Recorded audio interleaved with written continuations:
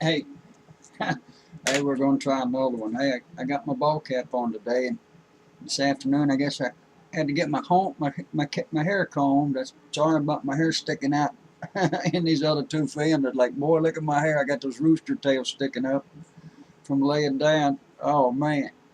Well, I feel a little bit better. Those pills are kicking me. Ooh, wee, the stuff they gave me. But hey, I'm getting my arm back. At least it ain't all locked up. Be glad to get these stitches out. I'm going to try this a little bit more to go along with the last film I just gave. And here I messed up even again in this last one. I kept saying Revelations chapter 6, and it was actually Revelation 7 that I was referring to. So surely you guys can catch that without tearing me alive, okay? Accidents are accidents, and we easily do this. You know, it's just so easy to do. Without having this stuff right in front of us and all the staff that we really need. You know, those preachers, they got all those fellows on the stage and say, hey, you remember that story? Find me the scriptures and get it over here. And hey, you remember that other piece? I want you to go find that and hey, get it over here because I'm fixing to use it. I got some stuff coming up. You see, they got the whole staff working for them. Oh man, people running around like chicken with their head cut off. Yes, sir. They just ready to give and help that preacher out. Well, must be nice. Those of you who's got all that staff and service and people working for you and secretaries. Well, I just, God has spoiled you. My goodness. Well, I pray you got your blessings. And either way we go. I wanted to kind of add to that last film a little bit. Oh, if I can get the feeling a little better. I'm doing a little better.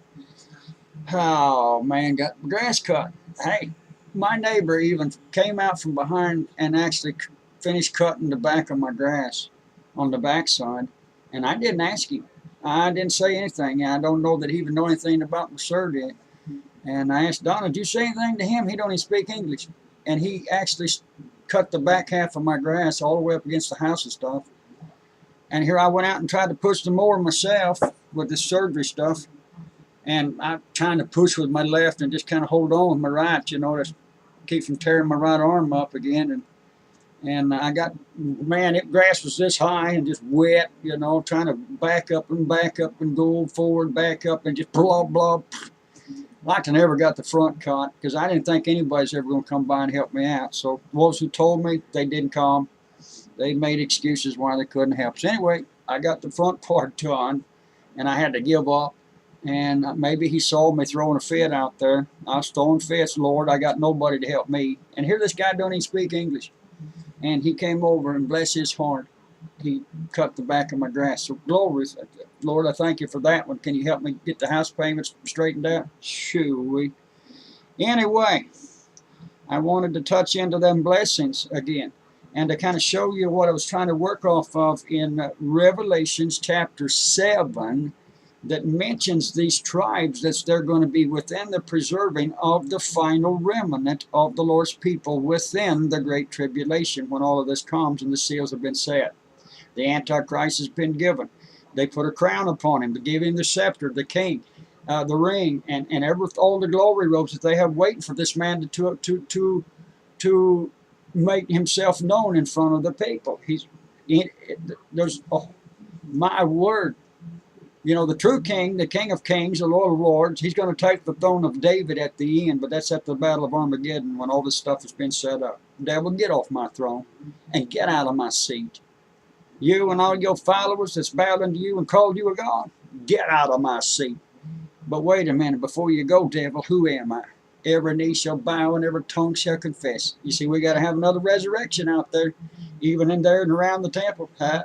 All those people that's never confess the Lord Jesus, King of Kings and Lord of Lords, but they will. They got to have their own resurrection before he says, I never knew you. Those are those stubborn goats on his left and the sheep to his right. They're the ones who returned with him and had the white glory robes to reign with him for that 1,000-year reign. It's only one day unto him.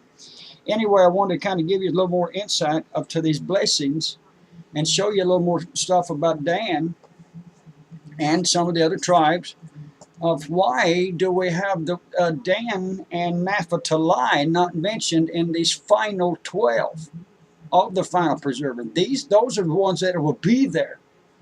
So, but Dan was preserved just as much as the other tribes. You know, the Lord has always preserved a special remnant of his people He always has all these years, no matter where they've been scattered. They've been scattered all the way in the uttermost parts of the world. And they're still out there, wherever they are. Who knows? But they won't be there at the final preserving. They're in Israel, evidently, but maybe some whose lineage is of that.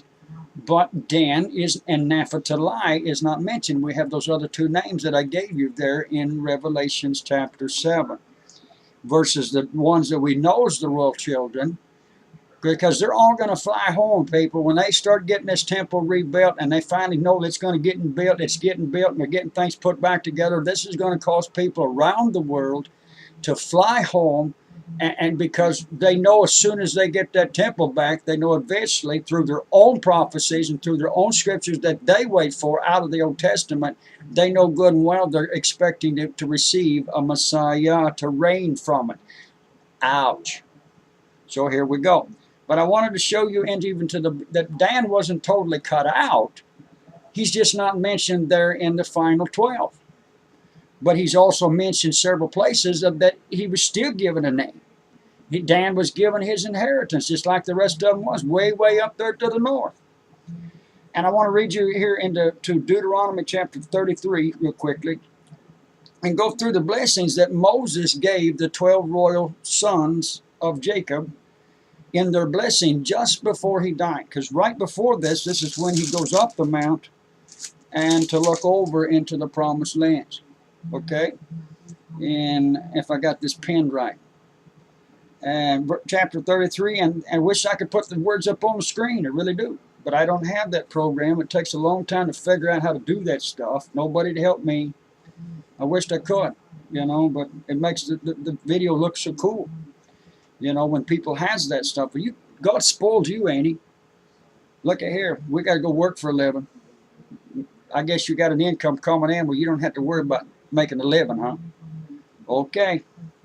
And this is the blessing wherewith Moses, the man of God, blessed the children of Israel before his death. Right here in Deuteronomy chapter 33. And he said, the Lord came from Sinai and rose up from Seir. Unto them he shined forth from Mount Paran, and he came with 10,000s of the saints. From his right hand went a fiery law for them. Yea, he loved the people. All his saints are in thy hand, and they sat down at thy feet. Every one shall receive of thy words. Verse 4, Moses commanded us a law, even an inheritance of the congregation of Jacob. And verse 5, and he was a king in Jeshurun, when the heads of the people and the tribes of Israel were gathered together. You see, Moses was even looked upon as a king, even though he wasn't decorated as a king, as a ruler of the nations, because the Lord chose him. And I personally chose him. The blessings begin with Reuben in verse 6, because Reuben was the firstborn of Jacob's family. Let Reuben, to go along with the other blessings that was already given from Jacob, their father, before he died. But there's some key things in here I want you to see. It says in verse 6, let Reuben live and not die, and let not his men be few. And this is the blessing of Judah. And he said, hear, Lord, the voice of Judah. The Lion of Judah shall break every chain. Remember the song. And bring him unto his people. Let his hands be sufficient for him, and be thou a help to him from his enemies. Verse 8, and of Levi he said, let thy Thummim,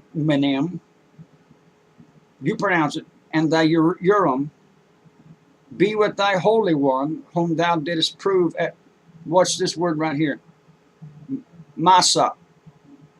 Remember we got something of Massa over here in Revelations 7. Massa, with whom thou didst strive with the waters of Meribah. Well, there was a bunch of striving against Moses. There was a bunch of people who died. There was earthquakes that hit, the ground opened up, all kinds of stuff. And there was a bunch of Levites that was chiding against Aaron and Moses. They all had to come out, and the snake was to bite them. Who's been chosen? Yeah, you see, they went running their mouths. Remember, there's a story in there. You see, so they was, okay. So we got people and people of the royal people who's ended up dying through this stuff. That, oh, come on. I don't know telling who that is. My phones are ringing. If they ain't got a name, I ain't answering it. Okay, sorry about that. And, okay, so anyhow, we had these two names there that was mentioned within Revelation 7 versus the royal tribes that was given. What's the deal here? So something, and it happened over and over within the histories of the children of Israel, of why many of them were scattered and stay scattered. And some of them evidently is going to stay scattered all the way to the very end, right? And be drawn from the other parts of the earth, whatever. Okay, and he said unto his father and to his mother, I have not seen him, neither did he acknowledge his brethren, nor knew his own children, for they have observed thy word and kept thy covenant. He's talking about these new Levites that's going to be chosen to be into the priesthood because these other ones flat messed up. Okay, you see, so jobs was given, they messed up, and jobs were taken away, given unto others. And many times in their journeys. Verse 10, and they shall teach Jacob thy judgments. He's talking about these. And Israel thy law. They shall put incense before thee and whole burnt sacrifices upon thy altar. So we've got new chosen of Levites, out of the Levites, that's going to be doing the stuff of the services of the tabernacle and stuff, and the sacrifice and the sprinkling and all that stuff, because these other fellas, they got themselves in big, big trouble. All right. But so did Aaron. But hey, he still got to keep the priesthood, doesn't he? But look at these churches today. We got all these preachers preaching all this doctrine differently, and everyone swears they got the law. Hey, they are the Levites. That's who they are. They don't even know their own law. They just make it up as they go, and they put it on the people. Well, at least they aren't talking about the Lord Jesus. It's all that other stuff that they put on the people to try and swallow. And here they get the biggest churches, now don't they? Okay, they shall teach Jacob thy judgments and Israel thy law. They shall put incense before thee, burnt sacrifices upon thine altar. Blesses his substance, except the work of his hands. Smite through the loins of them that rise against him, and of them that hate him, that they rise not again. You see, Benjamin's getting a blessing from Moses, and Benjamin, the beloved of the Lord, dwell in safety by him, and the Lord shall cover him all day long, and he shall dwell between his shoulders. You see, Benjamin's territory is just above Judah's, right there next to it, running east and west, kind of, right there above the northern borderline of Judah and their territory in which they claimed. All right, we got a blessing for Joseph, and blessed is the Lord, be his hand, and other things, and for the precious fruits brought forth by the sun. You see, Joseph's getting a special blessing from Moses, from the Lord, and the ancient mountains and the precious things. And if we come down in here and just keep kind of pushing on down in here, it's got blessings and blessings that's be given unto Joseph and his families. Well, they received those blessings. And if we keep down, you see Joseph, he's now in verse 17, way down here in the bottom of it. Come all the way to almost through the scripture there. It says, well, let's get this put together. Let's do this right. Verse 17, his glory is like the firstling of a bullock, and his horns like the horns of unicorns. With them he shall push the people together to the ends of the earth. Notice, to the ends of the earth. Hey, that's all around the world. The Lord scattered those people all the way around the world, didn't he? You know, even back then, they were scattered into the 127 provinces of Babylon. Babylon had already taken out the northern tribes. Way long, years and years, about 10 if not 20 years before they ever came against Judah. And they came 3 different times to take out Judah and to destroy the temple and tear it down. Those northern tribes were already scattered within the 127 provinces. The ones that returned out of the carrying away into Babylon was those of Judah, to return and to rebuild the temple with Ezra and Nehemiah. All right, now. He shall push the people together to the ends of the earth, and they are the 10,000s of Ephraim. You see, Ephraim was Joseph's son, and notice they are the 10,000s of Ephraim, okay? And they are, notice, the thousands of Manasseh. We got 10,000s versus thousands. You see, because of all that chiding out there in the wilderness and the desert and all that stuff, and the ground opening up, swallowing them all up. Plus, Manasseh's, the original Manasseh, he always kept having daughters, and everybody who had daughters and got married and had children, they were having daughters. There wasn't any sons to balance them out. You see, so they had to intermarry. Half of Manasseh went into was to stay on the side with Reuben and Gad in their inheritance and intermarry with them and with their cousins, giving them husbands to have so they could have children. And the other half of Manasseh was to go across the river Jordan when they did, and they was to remarry into the other 10 tribes of Israel, giving them an inheritance, but they would, so because they didn't have any sons of Manasseh. So you can see there's several things here why they were split. And down here in verse 18, we've got a blessing for Zebulun. Yep, he was one of the royal ones. Down here in verse 20, we got a blessing for the royal son Gad and his children. He's going to dwell as a lion. And yeah, you see. And you come down in here. Now looky here. See, here's verse 22. And of Dan, Dan is a lion's whelp. He shall leap from Bashan. You see, he got all that territory up there into the north, into the far north of Israel's territory. That was to be his inheritance of land. But all of that was taken out and overtaken, overrun, and all those children were overscattered and scattered into the 121 provinces of Babylon way before they ever came against Judah. Because they came 3 different times against Judah after they had already taken out the eastern tribes with those who would be in the northern tribes, leaving it down to the southern of Judah that would be left. And Benjamin would stay to the north of Judah. So you can see even Dan. And okay, in verse 23, here's Naphtali. There was no Naphtali in Revelations 7. We've got 2 names here that's quite different than these 2. Possibly they are the intermixing of the Manassehs and all those others into those tribes that they was to go into and remarry. You see, so I'm just giving you a scenario. I can't state as a fact that's who those people are. But I wanted to show you, all right, even verse 24, there's Asher, right? And giving all of those tribes a royal blessing from Moses even before he died. Now, to even show you that Dan's name was not totally put out, I had to go look it up and pull this out over here in Ezekiel.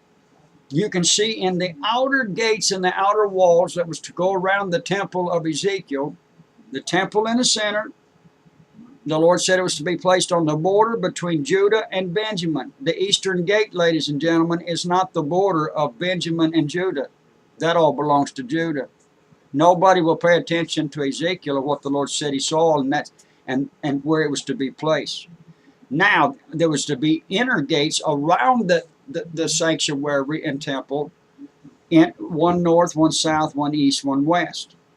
But on the outer gates and the outer walls, those were way, way fathoms and fathoms out there to even get to the outer gates. The Lord showed Ezekiel with the angels there that there was to be 3 gates to the north, 3 to the south, 3 to the east, and 3 to the west. There's no room to do this on the old downtown mount, people. Sorry. You see, it has to be a match to Ezekiel's vision. The old downtown mount can't match it. Sorry, and match all the other stuff that Ezekiel said he saw. All of these scholars think they've got it all figured out. Sorry, the Lord would hide wisdom and knowledge from them and lay it right there under their own noses the whole time. Now, because I gave film showing you the scriptures of where the Lord said this temple was to be set. You can either accept the word of the Lord or reject it. That's up to you. But now to even show you here, Dan was not totally ruled out, even in the outer gates that was given unto Ezekiel that he saw in the outer square gates of the outer walls. Notice here in Ezekiel, let me get the right chapter here. I'm showing Ezekiel chapter 48, if I'm seeing the right chapter here. I've done this so many times, glance, and I've grabbed the wrong one. Yeah, okay. I think I got the right one this time. Sorry about the other ones. I kept saying Revelation 6, and it's Revelation 7. You just have to bear with me. And you see over here at the beginning of 48, it even shows some borderlines given unto Dan. You see, so Dan wasn't ruled out. But he's not mentioned in the final preserving. These other 2 names are they of Dan and Naphtali? Because Naphtali wasn't mentioned. Okay, it's just giving you something of a thought, all right? That's all we're doing here. But notice that in 48, all the way down to the end of the chapter, into the gates that the Lord was told Ezekiel that that would be built. In verse 31, all the way down here to the end. And the gates of the city shall be after the names of the tribes of Israel. 3 gates northward, and it's naming the 3 that would be northward. 1 gate of Reuben, 1 gate of Judah, and of Levi. Notice those 3. Reuben was the firstborn, Judah was the lawgiver, and Levi was the priest. Okay, they would be the power to the north of those 3 gates. Verse 32.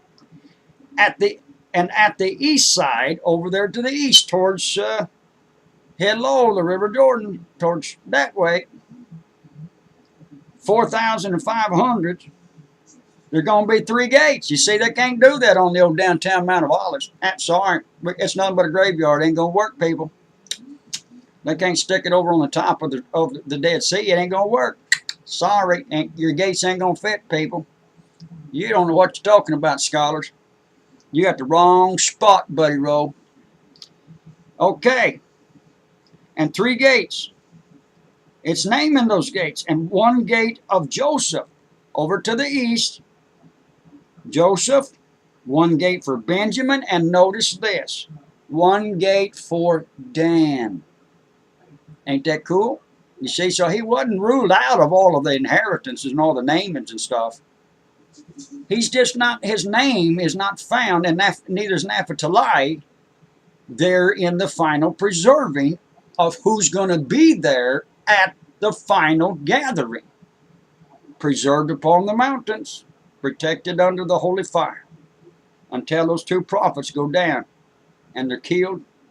3.5 days, they're going to rise again and meet the Lord in the air. So will all those other people, preserving the royal people all the way to the end, bringing them through all that history. And on the south side, 4,500 measures and 3 gates. 1 gate of Simeon, 1 gate of Issachar. Yep, we know those names. And 1 gate of Zebulun. Aha. They be to the south.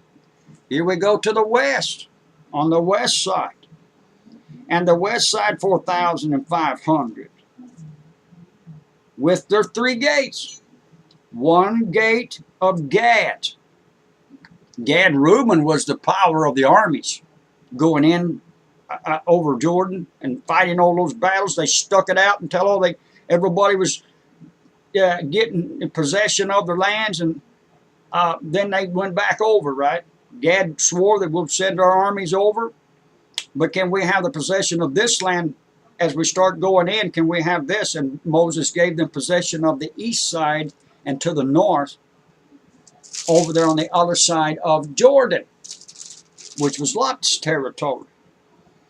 All right, to the west side, we got 1 gate of Gad, 1 gate of Asher. Hey, we got a gate of Naphtali. So what I'm showing you here is just something that seemed to be a little odd, but there's a reason for it. Because of all the stuff they've done against the children of Israel, against their own families and against their own kin. Somehow they must be preserved somewhere else in the world. They're not going to be found there, named there in the final remnant of the 144,000. Are they the 2 names of the intermixing of Manasseh and all those others, intermixing into those 2 tribes? Well, they did intermix. They really did. So either way, there's what I was showing you, that these 2 names are not there in the final remnant. Maybe they're of the lineages and way out their lineages. I don't know. I can't prove that, but it's possible they aren't. So I wanted to give that to you, straighten out a couple of messes. Say thank you for anybody who's said a prayer for me. I can sure keep them coming. I need all the help I can get. I got to get back to work. I got to get these stitches out. I got to get back to work, and I still won't make enough before all this stuff hits. So anyway, I love you, and may God bless you, and may He watch over your families. May you know the Lord and be ready if He comes. Bye-bye.